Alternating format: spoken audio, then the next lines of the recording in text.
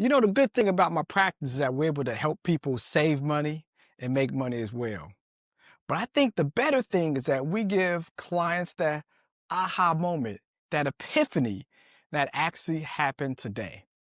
See, I had a client that lives here in Jacksonville, Florida, and he moved here from his job in New Jersey 2 years ago. So his family's here in Florida now. Now he has some family in New Jersey, but he is going back and forth every other week, even though he has a buddy pass, so he's not paying for his flights. But every other week he's going to New Jersey to, check out the house, be there for the weekend. I'm like, hey, Mr. Client, why not rent this out? He's like, I don't want to worry about the hassle. I don't want to worry about tenants. I don't worry about any of that stuff. And I was like, well, even if you don't rent it out, do you have family? He said, yeah, I'm from there. I said, do you think your family would like to put their stuff at your house for storage? He was like, yeah, I got nieces and nephews in college. They could store their stuff. I had no problem doing that. Boom. And that aha moment existed. That euphoria of what we can do and how we was able to save him tens of thousands of dollars. Actually, because it's in a high income tax bracket, $40,000 of tax savings. So we're going to go over what we told him, the strategy we created, and how going forward, he's going to save $40,000 a year by doing the same thing he's doing now, but by changing a couple things. Want to know what those are? Well, we're going to talk about it today. But as always, like, subscribe, and share to our channel. In real life, I'm a certified financial planner, helping thousands of clients nationwide. But on these social media airwaves, we're giving out information. This information for you to absorb, use, and execute so you can reduce taxes and make you more money when it comes to those stocks. Y'all ready? Lego! And you just wanna get paid, tired of making the money mistakes. Make a payment on your bills and you still late, yeah. Pay for profits to help you seek change, and you just wanna get paid, yeah. Tired of making the money mistakes. Make a payment on your bills and you still late, pay for profits to help you seek change, yeah. Cut the show and just listen. You wanna feel empowered by making money decisions. So for our client, we broke down the 3 structural mistakes that's keeping him from collecting $40,000 a year, or the 3 mistakes that's making the IRS take from him $40,000 a year, or the $40,000 a year he's not getting in his pocket because of these 3 structural mistakes. You see, as a W-2 employee, and he's making over 300 grand a year, that's high. The average person doesn't make that. So he's paying a lot of taxes anyways. So anything and everything he can do should be a tax write-off. Well, he's doing what he's supposed to do. He's maxing out his 401k. When you max out your 401k, that is, in his case, because he's over 50 years old, that's $32,000 of a tax deduction. That helps. He has a health savings account because he has a high yield insurance account. So for him and his family, that's another $8,000 a year. So he's doing the easy things that you do. But what he did not do from a structure standpoint that we helped him with. Number 1, well, you see, number 1, he did not increase his allowances. You see, when we increase our allowances, it allows us to get more money. Now, I know what you're thinking. Yes, if I get more money, that means I'm going to pay more taxes. That is true. But because you get more money, if you allocate it properly, you pay less taxes while your investments are going up if you structure it that way. So, number 1, we need to increase allowances. You see, when we increase the allowances, that allows us to have more pocket share. So his wife, she does work. And wife wasn't putting money to her 401k, right? Didn't have to because of the job husband has, just spending money. So he said, hey, what if we can bring in the same amount of money in our pocket, but now also max out our spouse's 401k? He said, well, if we have the same money coming in, we feel comfortable, we can do that. Boom. By increasing his allowances, all that extra money, $1,200 every pay period extra in his pocket, is enough to max out his wife's 401k at $32,000. $32,000 deduction, my friends, is pretty big when you're talking about a large tax bracket. So with that money now being deducted, that gives us a tax savings in our pocket of basically $6,000 because we're in the 24% tax bracket. So $6,000.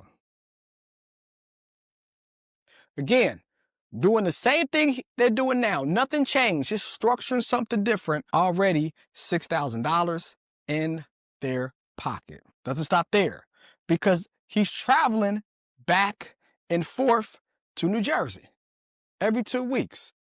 Well, now we're going to structure him as getting a LLC. And when he starts making more than $25,000 a year, profit-wise, changing that to an S Corp. But why LLC? Well, this is why. You see, the tax code rewards us for being business owners. You can make less money than a W-2 employee, but since you're a business owner, you get a lot more money come tax time because of structured property. So we created a business, then LLC. And why is that?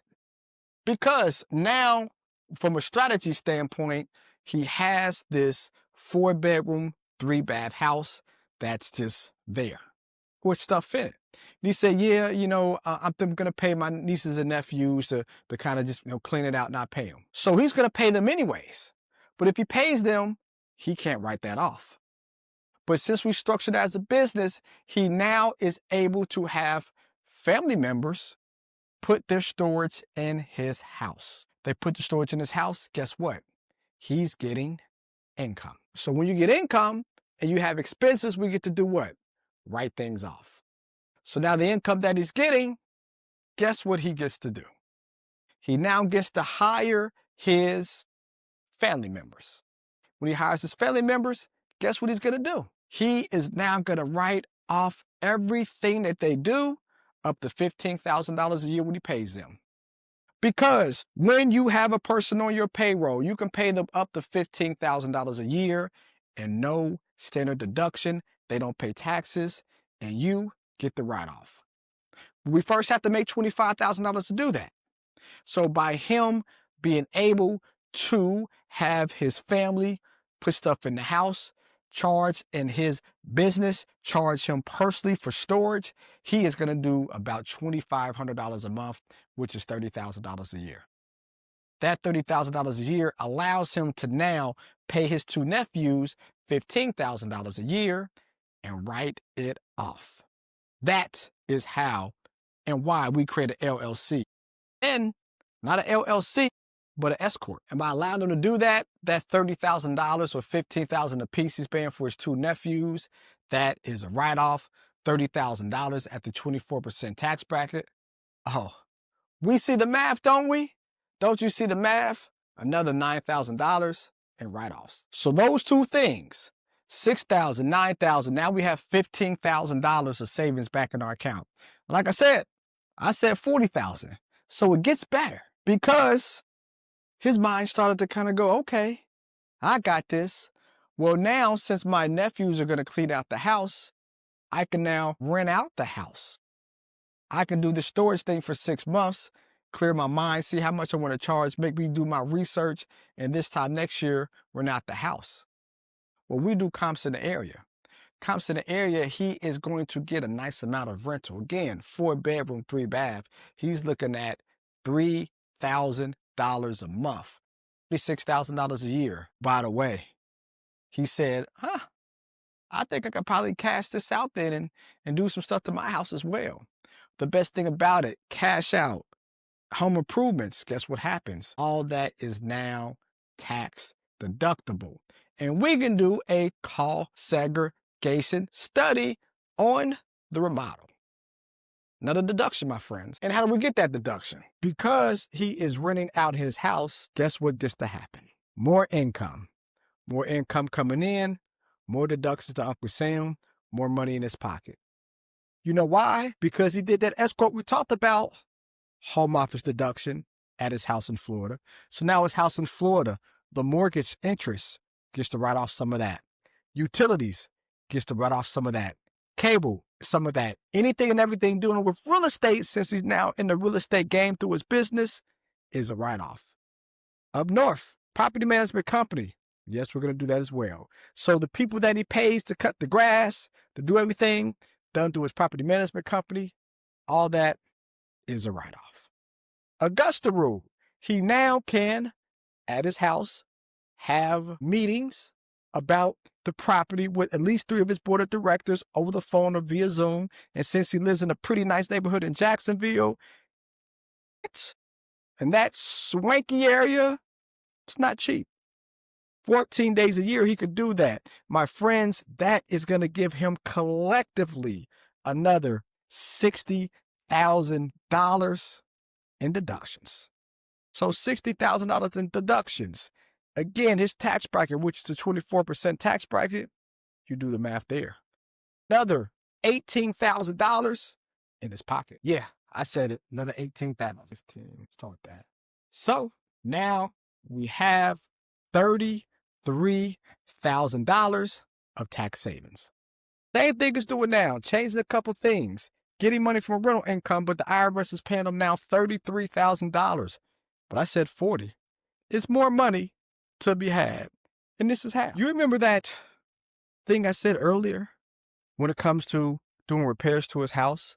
Well, cost segregation study is the repairs you do to your house, the depreciation the IRS gives you that over a 27-year time period.